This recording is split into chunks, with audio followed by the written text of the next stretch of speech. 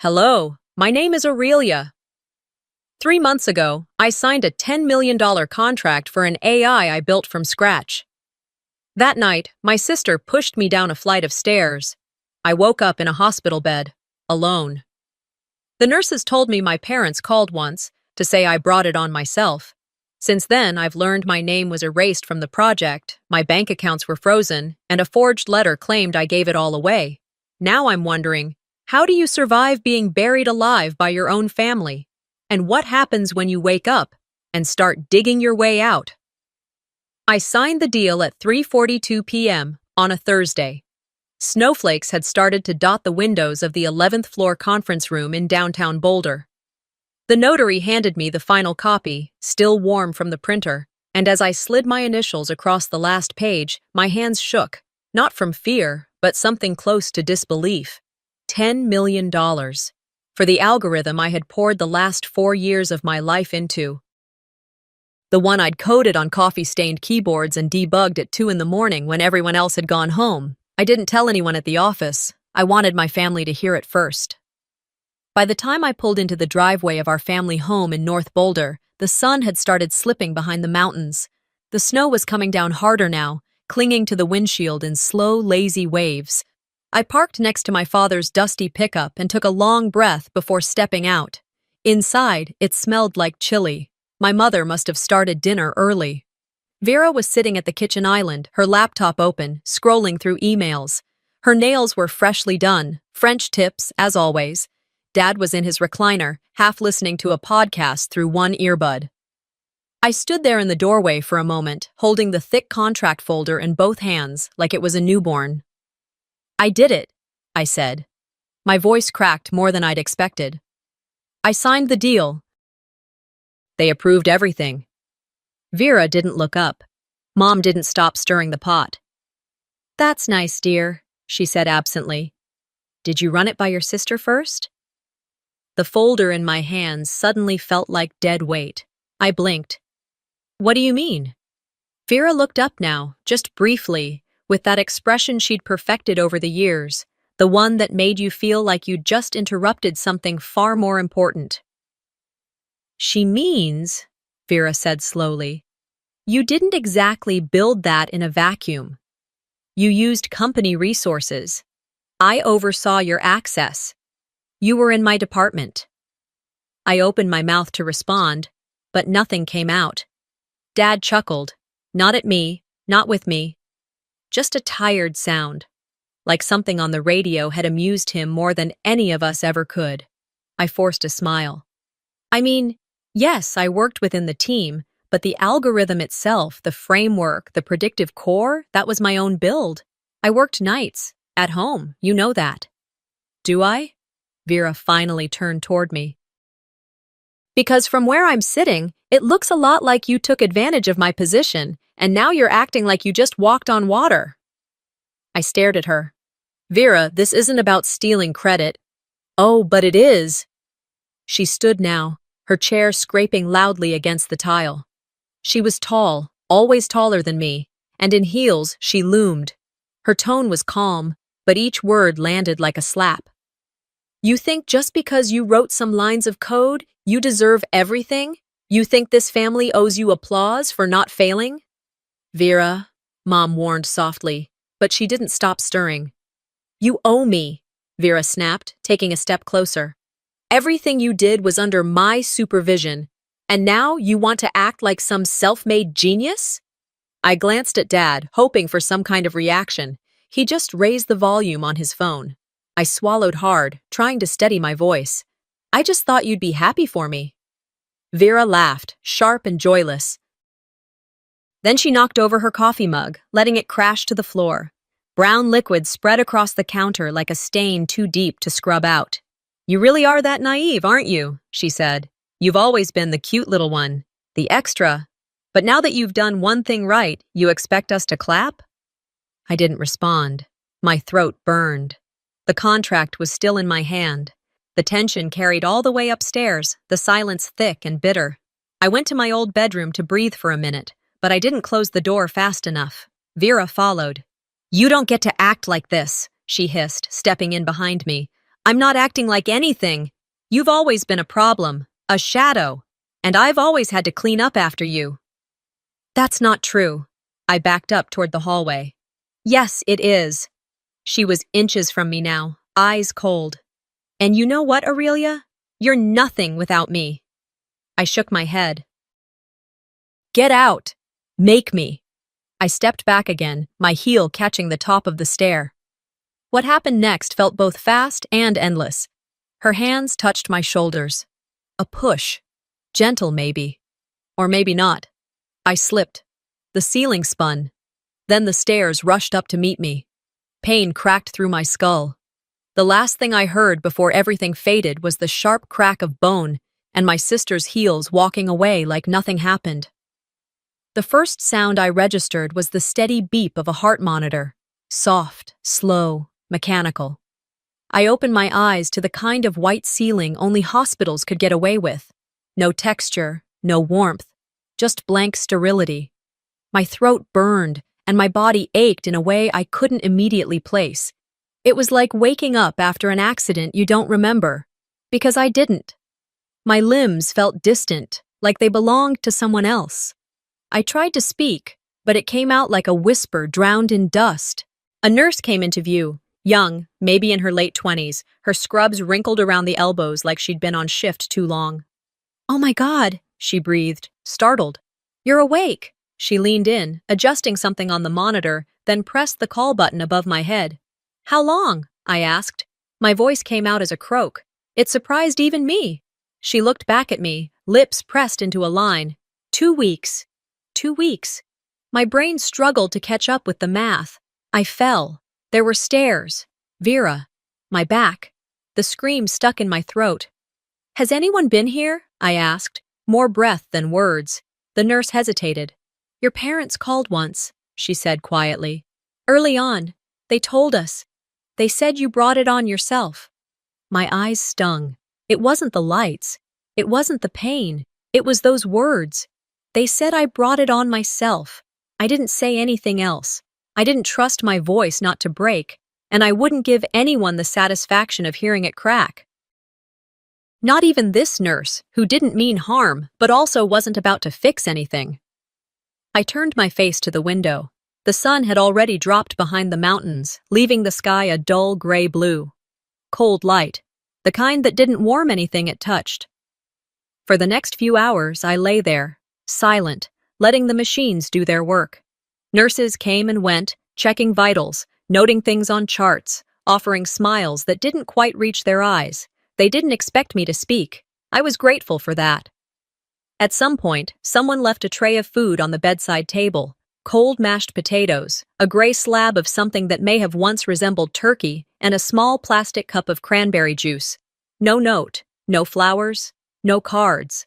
I stared at the tray like it might explain the silence. It didn't. Outside my door, I could hear the buzz of hospital life. Laughter from visitors down the hall. The clatter of trays. The gentle knock of nurses greeting family. Not for me. No one came. My parents lived 15 minutes away. Vera even less. They all knew where I was. They had been contacted.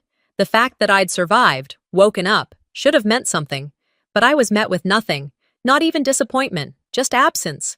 That night, as the hallway lights dimmed and the last nurse closed the door behind her, I lay staring at the dark ceiling, trying not to cry. I failed. I woke up again around 3 a.m. The world was quieter. My pain was sharper. My head felt like it had been rearranged in my sleep, but I was alert now. A phone buzzed on the counter near the sink. Someone had left it behind. A nurse, maybe. It was unlocked. I hesitated, then reached for it. Flicking through the notifications, I saw a familiar app, the hospital's Instagram account. Curious, I opened it. There, 3 posts down, was a photo of my family, Vera, my parents, and some of their friends, sitting at a long dinner table at an upscale restaurant. A caption floated beneath the image, celebrating strength and resilience. Family always comes first. I stared at it for a long time. I wasn't in the photo. I wasn't in the caption. There wasn't a single comment or tag or mention of what had happened to me. Not even a vague gesture toward a difficult time or a recovery ahead. Just smiling faces, toasting glasses, and Vera, front and center, wearing the necklace I gave her 5 years ago when I still believed we were sisters in more than name. The betrayal hit different this time. It wasn't just a lack of empathy. It was the active decision to pretend I didn't exist, to go out and celebrate like nothing had happened, like I had never fallen, like I wasn't lying here hooked up to machines wondering how the hell I got here. I locked the phone and placed it face down. The next morning, I asked one of the nurses for a pen and some paper. She looked surprised, but brought it anyway. I began making a list, not of visitors, not of people to call. No, this was different. I started listing what I remembered. The day I signed the contract, the date I told Vera, who I copied in the emails, what access Vera had, what I didn't sign, what had changed after the fall. I underlined that last point twice. This wasn't just about disappointment anymore.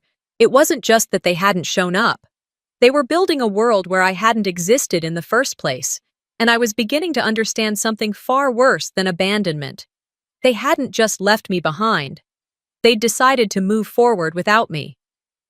I stayed awake most of the night after seeing that family photo, not from physical pain, though that lingered like a dull hum in my spine, but from something colder, sharper, a realization that had sunk beneath my skin and made a home in my chest. They didn't just abandon me, they replaced me. By morning, the nurses noticed I was more alert. I asked if there was any way I could access a laptop, just for a few minutes. I didn't need much, just my email, a keyboard, something to hold onto that felt real, that could connect me to the version of my life that had existed before the stairs, before the fall, before the erasure. It took a few hours and a handful of signed forms, but eventually a small hospital-issued laptop was wheeled into my room. I thanked the nurse, waited until the door clicked shut behind her, and opened it slowly, like the truth might hiss out at me from under the keyboard. My email inbox loaded, or rather, what was left of it, empty. Not in the spam folder, not in the archive, just clean, pristine, like no one had spoken to me in weeks. I searched my sent folder. There were gaps, gaping holes in the chain of my digital life. I couldn't remember every email I'd ever sent, but I knew I'd been in mid-conversation with at least 2 departments, one about legal structure, another about patent protections. Gone. I tried recovering deleted emails. The system told me I didn't have the proper permissions. That was new. I sat back, staring at the screen. For a moment, I questioned myself. Maybe I was misremembering. Maybe I hadn't sent what I thought I had. But then I saw it. A security alert tucked in the bottom corner of the screen, easily missed. Password successfully changed, 14 days ago. 2 days after my fall. Not by me. I logged into the company intranet and clicked into the project dashboard. The logo was still the same. The interface I'd designed was intact. The timeline, the visuals, the predictive model, all my work. But the name attached to the lead author, Vera Caldwell, no co-author. No mention of my involvement, not even a special thanks in the press release that followed. It was as though I had never existed. My chest tightened. I forced myself to breathe slowly, in through my nose, out through my mouth. Classic grounding techniques. I couldn't afford to fall apart here. Not yet. I opened a separate tab and pulled up the official press coverage from the company's blog. Vera Caldwell leads cutting-edge diagnostic algorithm into $10 million partnership with Metalogics. I stared at her photo. My sister standing beside the company CEO, shaking hands, my necklace around her neck, my work behind her smile. The article praised her leadership, her vision, and her commitment to innovation. They'd rewritten history, and no one, not one colleague, not one journalist, not one board member, had questioned it. I wanted to scream. Not just for me, but for the years I'd sacrificed. For the nights I'd spent debugging when Vera was out networking. For the notebooks in my backpack, the scribbles on napkins, the hours of trial and error in complete solitude. My stomach churned. I closed the laptop. Later that afternoon, a nurse walked in during shift change. She was maybe in her 40s, with gentle hands and kind eyes that didn't linger too long. I asked if I could check my bank account, Casual, like it was just a thing I needed to do, like I wasn't unraveling inside. She offered her phone. I thanked her, logged into my banking app, and paused. A red banner flashed across the screen. Account frozen. Court order issued. I stared, tapped, refreshed. Nothing changed. I called the customer service number from the hospital room phone. After verifying my identity, a monotone voice on the other end said, "Yes, Miss Wexler, your accounts are currently under a temporary freeze due to a guardianship order." "Excuse me?" I said. "The court determined that due to your medical condition, you are temporarily unfit to manage your finances. A medical proxy has been assigned." I leaned forward, trying to stay calm. "Who is the proxy?" A pause. Typing. "Vera Caldwell." I didn't speak. "Miss, are you still there?" I hung up. It was too much to process all at once. Too calculated. Too deliberate. This wasn't abandonment. This was a takeover. That night, I didn't sleep. I barely blinked. I stared out the window at the parking lot lights, trying to remember every single detail from the last 30 days. The day I signed the contract. The exact moment I told Vera. Her expression when I showed her the draft agreement. The chilling silence that followed. I remembered the argument. The stairwell. The push. The sound of her heels walking away. And now, her name on my work. Her hand in my money. Her silence in my hospital room. She didn't just want to steal credit.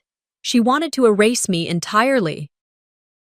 At 2 a.m., I reached for the notepad I'd left on the rolling tray beside my bed. My hand trembled, but I forced it to move. I started another list. People I trusted, who had access to the code, who was in the room during team meetings, who saw the early drafts, who asked too many questions, who stayed too quiet. Then beneath it, I wrote, "Who benefits most if I disappear?" I circled it 3 times. My body was broken, but my mind was waking up. They'd thought I'd stay quiet, stay gone. They were wrong. I knew what they'd taken from me. Now, I needed to take it back.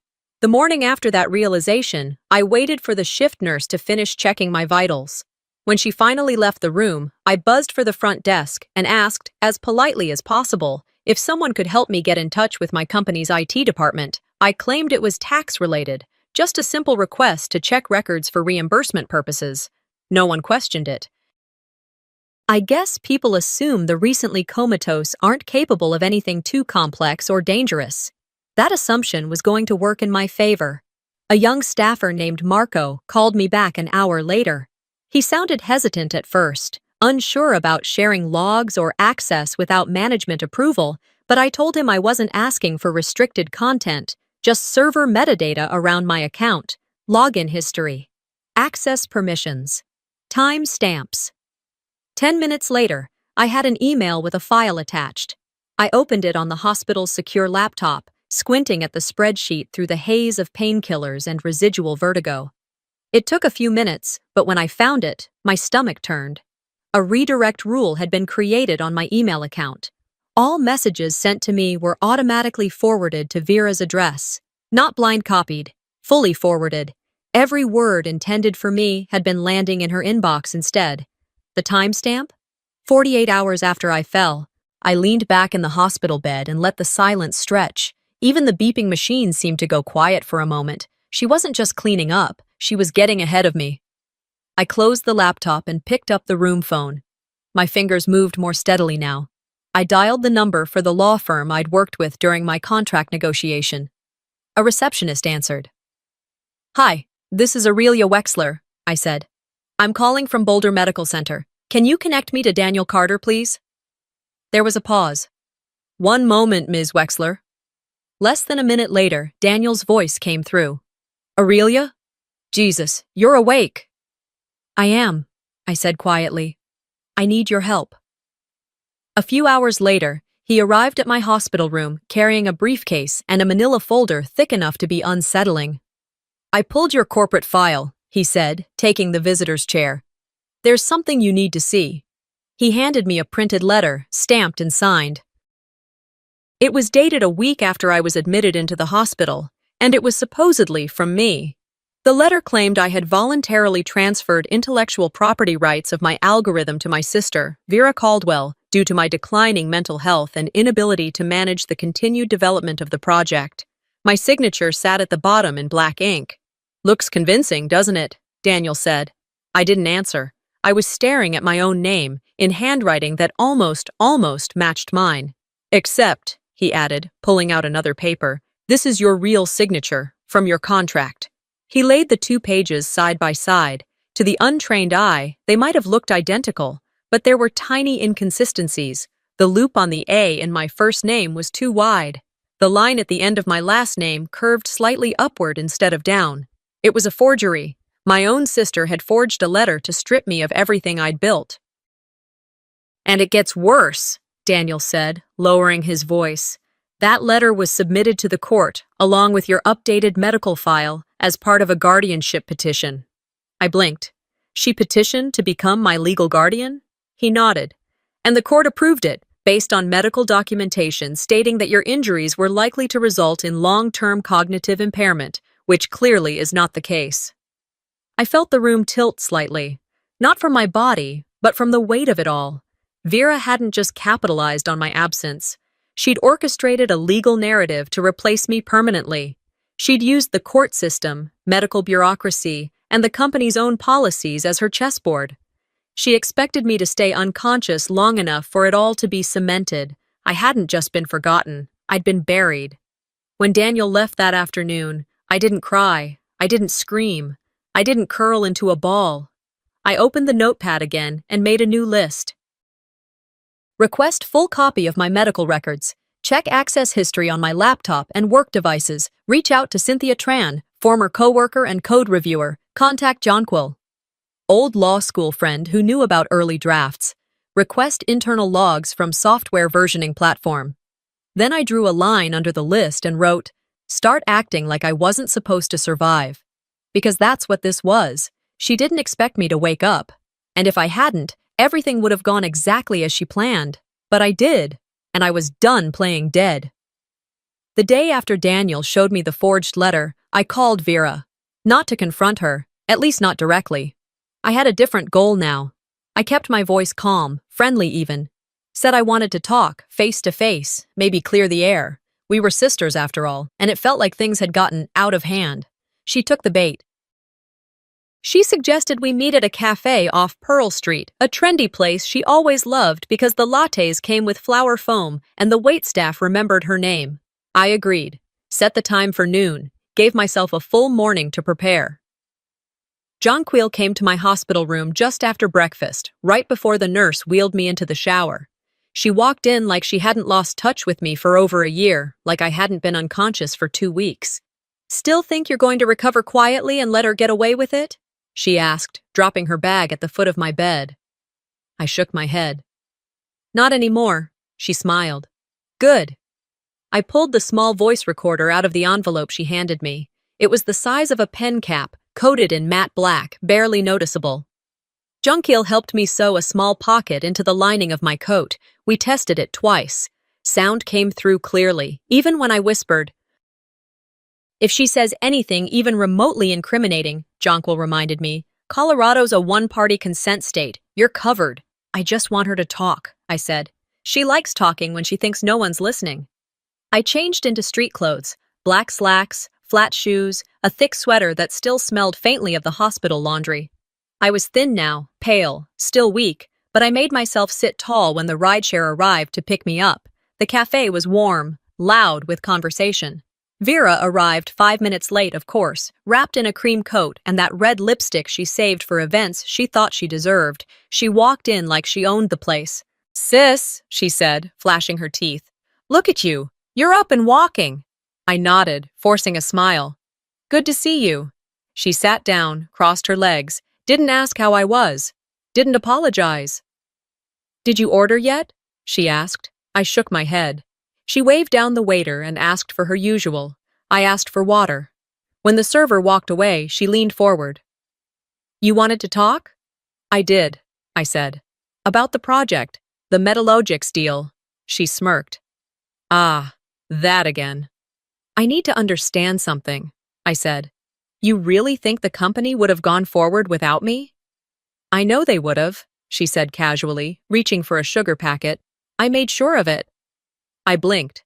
She continued, voice low and flat. You weren't in a position to deliver.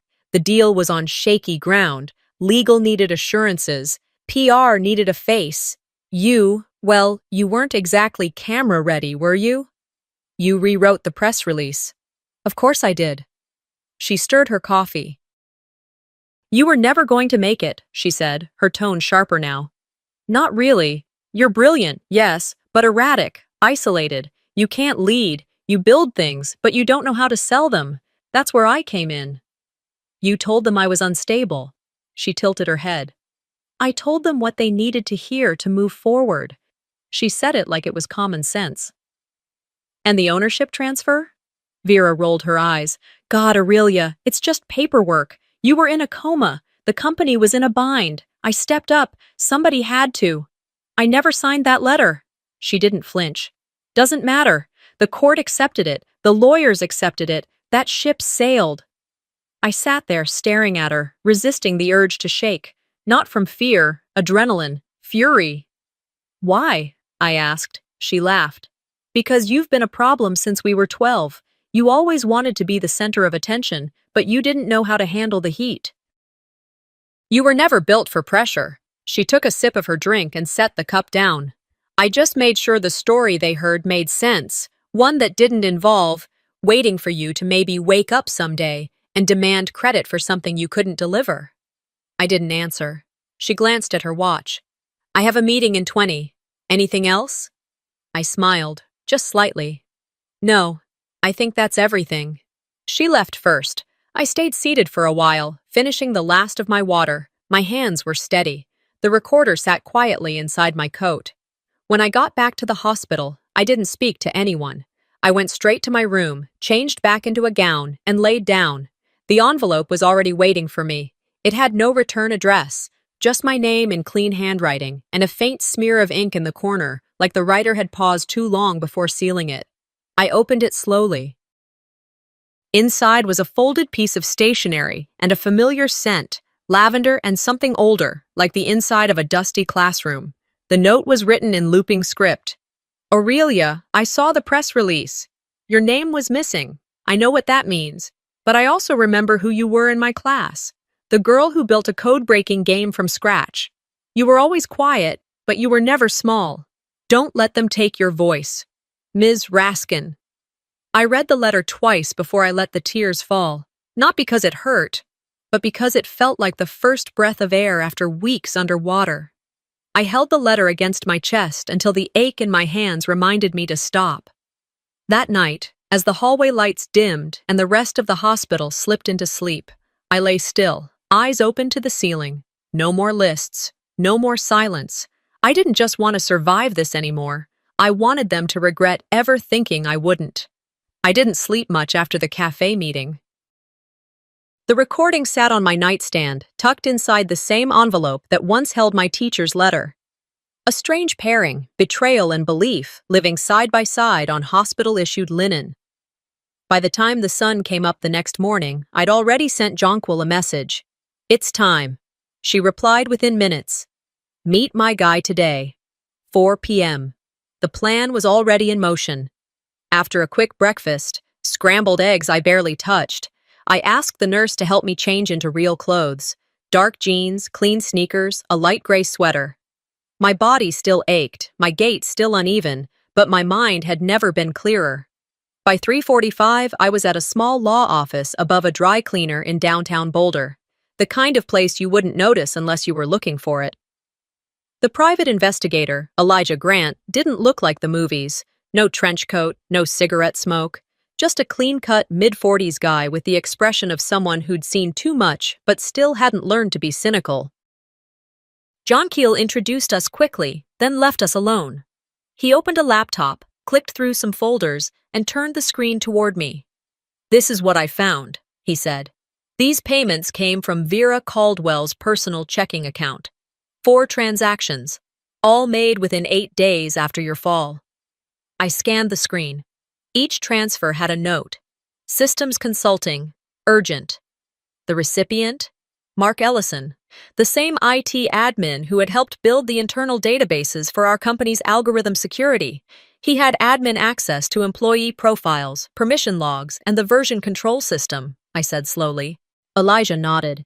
That's what makes this more than shady. These aren't standard consulting payments. He doesn't freelance on the side.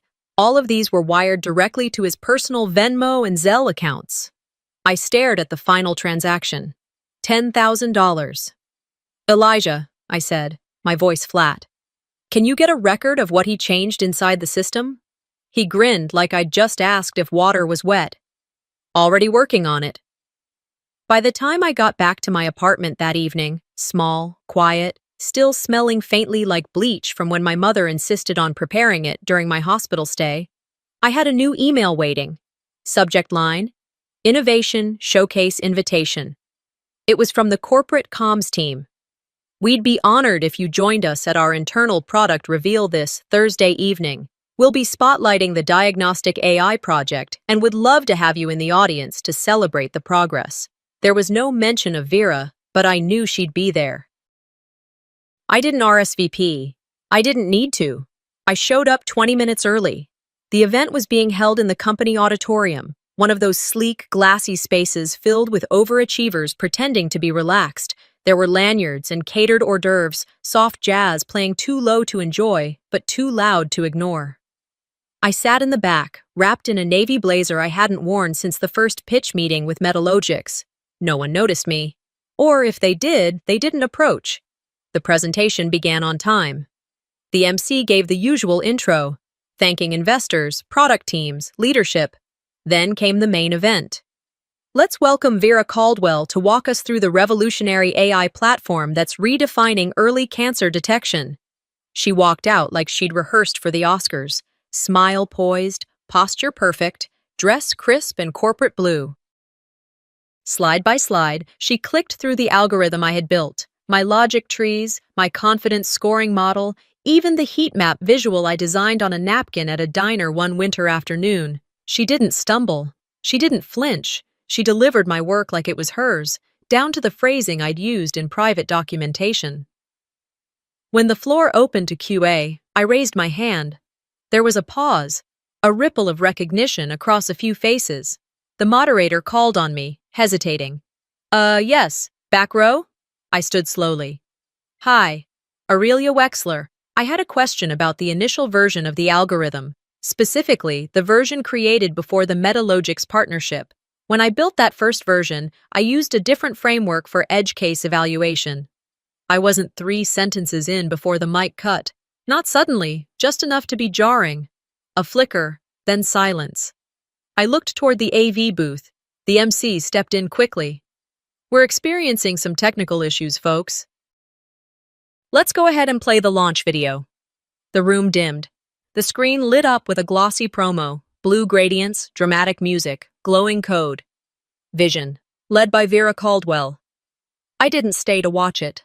I turned, walked out past the catering table, down the hallway, and into the coat room. Jonquil was already there. She'd seen everything. I pulled the USB from my pocket and handed it to her. I'm done talking, I said. Let's make it official. She nodded. We'll file the suit Monday morning. I zipped up my coat and stepped back into the cold night. March wind bit at my face, but I welcomed it. I'd been silenced in a room full of people who claimed to believe in innovation and truth. But I had the truth on tape. I had payment records. I had forged letters and fake guardianship forms. I was done playing quiet. They wanted to bury me in conference rooms and corporate PR? Fine, let's take it to court. I didn't have to yell, not in that courtroom. Not when the truth was finally being passed around in printed exhibits, zipped in flash drives, replayed in speakers no one could mute. Still, I can't lie. Walking into that courtroom, seeing Vera sitting at the front with her team of corporate lawyers and that smug, practiced smile, my hands did shake, just a little. It was mid-April. 1 month since I'd left the hospital. Spring had started to bloom outside, but inside the Boulder District Courthouse, it felt like winter was still clinging to the marble walls. People stared. Some I recognized from the office, others were reporters, and at least 2 of them had probably never cared about me until now. But that didn't matter. I wasn't there to perform. I was there to restore what had been stolen. Jonquil sat beside me, her legal pad filled with bullet points and witness summaries. Elijah, our investigator, was a few rows back, arms folded, eyes alert. "Ready?" Jonquil whispered. I nodded. I was born ready. I just forgot for a while. Vera didn't look at me when I entered, but she did glance over at my seat before the hearing began, scanning the room like she was headlining an event. I wondered if she had any idea what was coming. The judge, a tall woman with gray hair and the calm presence of someone who'd seen too many lies in her career, began with opening statements. Jonquil laid out our case with quiet confidence. She didn't embellish, didn't dramatize, just facts and documents and dates. When Vera's lead attorney took the floor, he tried to paint me as confused, emotionally unstable, and, his words, easily overwhelmed by the pressure of success. And then, they called their first witness, Darren. Of course, he walked in like he owned the room, his suit tailored too perfectly, that same cologne I once loved hitting me like a punch. He took the stand, raised his right hand, and swore to tell the truth. I waited. I hoped maybe for the smallest shred of decency, but it didn't come. "She was always brilliant," Darren said, "but there were concerns, especially near the end. Late nights, missed meetings, emotional volatility. I shared those concerns with Vera. She made the hard calls." Hard calls. He didn't look at me. "Did she ever appear medically unstable to you?" Jonquil asked on cross. "She was unpredictable," Darren replied. "Brilliant, yes, but difficult to rely on." He stepped down a few minutes later, and I didn't watch him leave. I didn't have to. His voice echoed louder than his footsteps. The judge called a recess. Back in the hallway, Jonquil handed me a water bottle. "Don't let that shake you." "I'm not," I said, and it was true. I felt sadness, yes, but no surprise. Darren had always chosen the winning side, at least the side he thought would win. After lunch, we returned. Jonquil approached the bench with a USB drive in her hand. "We'd like to submit this audio recording as evidence," she said. The courtroom hushed. The judge nodded. "Play it." A click, then silence, then my voice. I remembered the moment it was recorded. I could still see Vera's smirk in that cafe. "You were never going to make it," her voice echoed through the speakers. "I just made sure they heard the right story." A pause, then more. "I told them what they needed to hear. I cleaned it up. That's what I do." Gasps. Whispers. The judge's eyes narrowed. Jonquil didn't wait. "Your Honor, we'd now like to call Leah Tran to the stand." Vera turned, her expression cracked for the first time.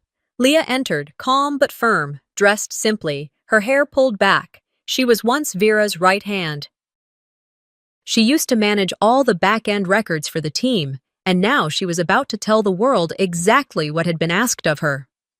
"Ms. Tran," Jonquil began, "can you describe the nature of the instructions given to you by Ms. Caldwell after Miss Wexler's hospitalization?" "Yes," Leah said without hesitation. "She told me to remove Aurelia's name from all internal documents. She said, and I quote, 'We need to streamline this project. It'll be better for everyone if we have one face on the paperwork.'" "Did she threaten you?" "She said if I didn't do it, I'd be seen as disloyal. And if I were seen that way, I'd be expendable." Murmurs spread across the room. Jonquil handed Leah a printed version of a Slack message, time-stamped, copied from the company archive. The final line read, "We're rewriting the story. Make sure the history reflects that." The judge leaned back.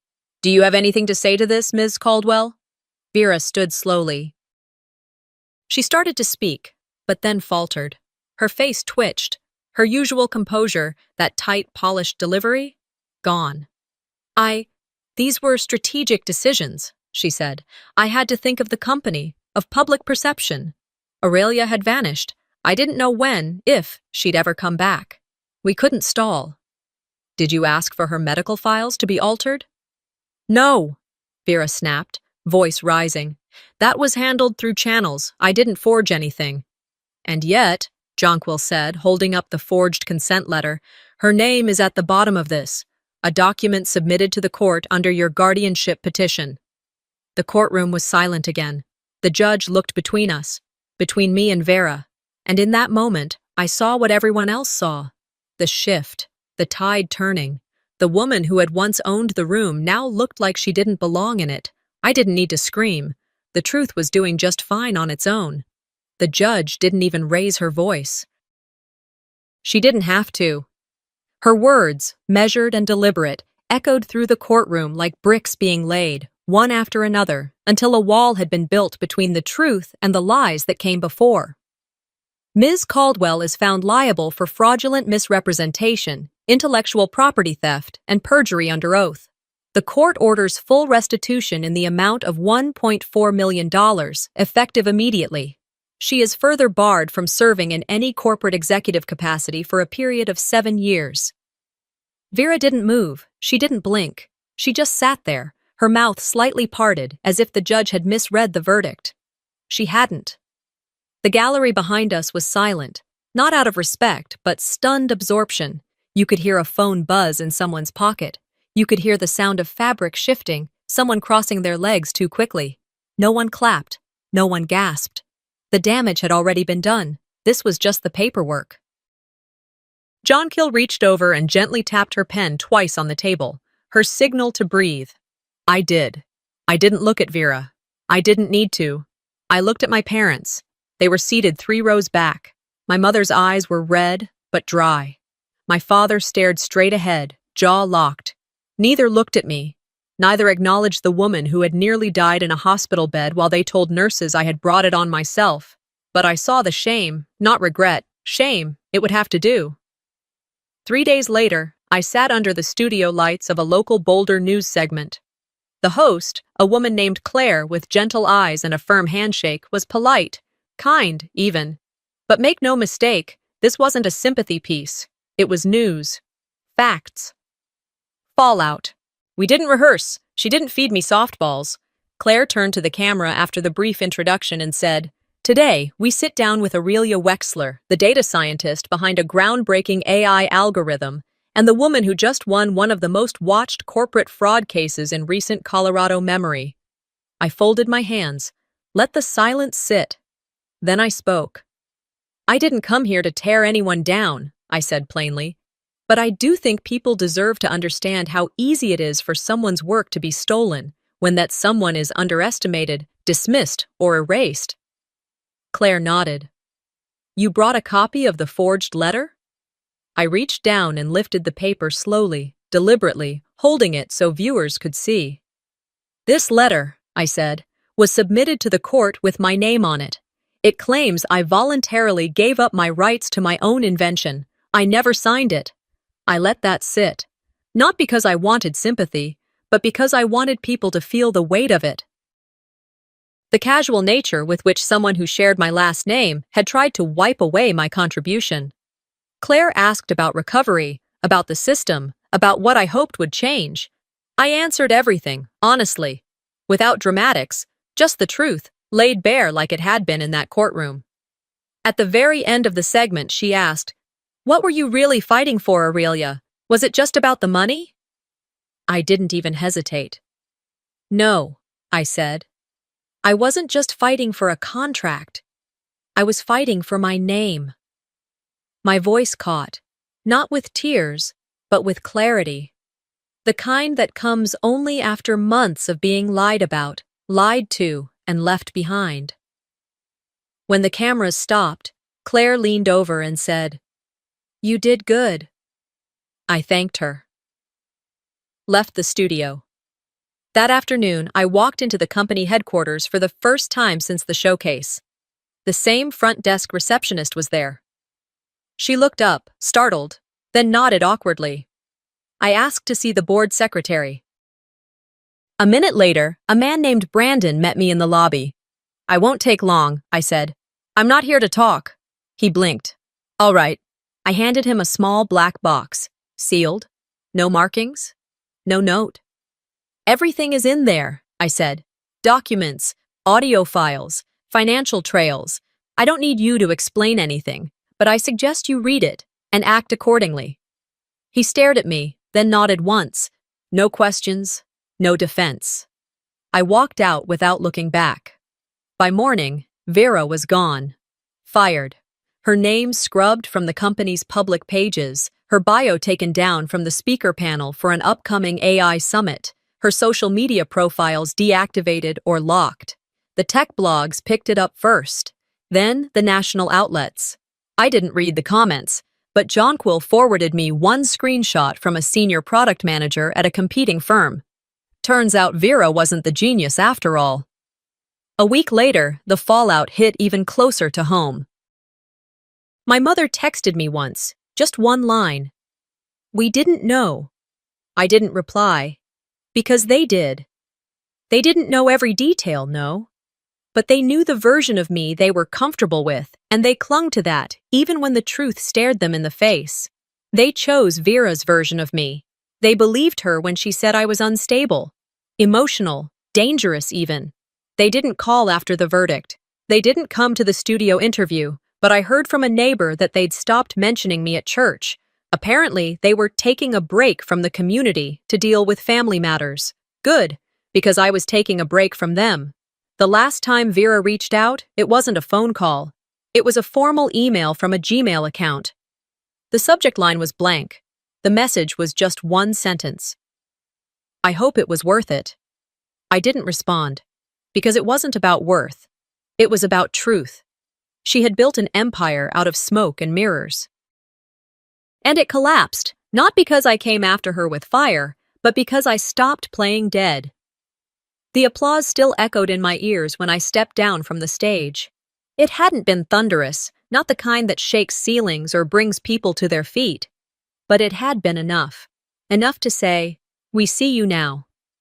2 weeks had passed since the court ruling, and I had kept to myself for most of it. No interviews, no statements. I'd said what I needed to say under oath and under lights. I didn't need to explain myself to anyone anymore, not the media, not my parents, and certainly not to Vera. But the invitation to the Colorado Women in Tech Awards came handwritten, slipped into a white envelope delivered to my apartment by courier. They were honoring pioneers of innovation and resilience. The irony wasn't lost on me. At first, I almost didn't go. I stared at the RSVP card for hours, weighing the silence I'd built for myself against the acknowledgement I never thought I'd receive. But something about the handwritten note, its imperfect loops, its honesty, reminded me not all visibility is vanity. So I went. The event was held in a renovated library downtown. High ceilings, wood paneling, chandeliers dimmed to a warm amber glow. No corporate branding, just people, food, and soft conversation. As I checked in, one of the coordinators smiled at me. "You're our final honoree of the night," she said. "Would you like to invite someone to stand with you on stage? Family, maybe?" "No," I replied, with no hesitation. "Just me." She didn't flinch, just nodded and made a note on her clipboard. I sat at a table near the back, watched the others take their moments in the spotlight. One woman shared how she'd built a health app from her kitchen counter while raising 2 kids. Another spoke about launching a coding boot camp for displaced workers in rural communities. Every story was different, but all carried the same weight. We had earned our place. Then my name was called. Aurelia Wexler, honored for her breakthrough in diagnostic algorithms and her persistence in the face of professional adversity. I walked slowly to the podium. My palms were dry, my mind was clear. The lights weren't as harsh as the ones in the courtroom, but they felt just as bright. I scanned the crowd. I didn't search for my parents. I didn't expect to see them. I was right not to. They had mailed me a letter 5 days earlier, a thick envelope with familiar handwriting. Inside, a formal apology. "Dear Aurelia, we are deeply sorry for the pain you endured." It went on for 3 pages. The language was neat, measured, eerily composed. Too perfect. My lawyer reviewed it and confirmed it reads like it was reviewed by their legal counsel, possibly written to limit reputational fallout. So I filed it away with the rest of the case documents and moved on. Back at the podium, I took a breath. The mic adjusted down to my height with a soft, mechanical click. Thank you, I said. Not just for this recognition, but for something more important, seeing me. I paused. No notes, no script. For a long time, I let other people narrate my story, and for a while, I disappeared from it entirely. I glanced at the edge of the stage, where an assistant was holding out a small trophy with my name on it. I didn't reach for it yet. I'm not here tonight because I fought harder. I'm here because I stopped apologizing for being right. Now I reached for the award. Thank you, I said again, and I walked off stage, the applause trailing behind me like a gentle wave. Later that night, I found myself walking alone down Pearl Street. The sidewalks were wet from a light drizzle, stores were closing. A saxophonist played softly near the corner bookstore, the kind of music that made the world feel slower, kinder. I sat on a bench beneath a tree just beginning to bloom. I pulled out my phone, scrolled past a dozen unread emails, past a photo my college roommate had sent, past a calendar reminder for a dentist appointment I hadn't rescheduled. And there they were, the last voicemails from Vera. 2 of them. The first was from the day before the court ruling. You really think this is justice? You think tearing everything down makes you better? The second, from the night after the company terminated her contract. You can't erase me. No matter what you win, you'll always be the one who broke the family. I deleted them both. Not in anger, not in revenge, in relief. I stood up, walked the rest of the way home, and poured myself a glass of water. The apartment was quiet, peaceful. I opened my laptop. The startup chime felt softer than usual, familiar, like an old friend returning after a long absence. As the home screen loaded, a notification popped up. Subject: Mentor Invitation. Women Who Code Denver. Chapter message: Aurelia, we've followed your story. We'd love for you to mentor some of our new members. They could use someone like you, sharp, steady, and real. I didn't hesitate. I clicked reply, typed, I'd be honored. Then I closed the laptop, leaned back in my chair, and let the stillness settle. This wasn't victory, it wasn't closure, but it was freedom. And sometimes, that's enough. Sometimes, the deepest scars come not from strangers, but from the people we once trusted the most. This story isn't just about betrayal. It's about reclaiming your voice when everyone else tries to silence it. What would you do if your own family erased you? Let us know in the comments, and don't forget to subscribe for more real, powerful family stories that deserve to be heard.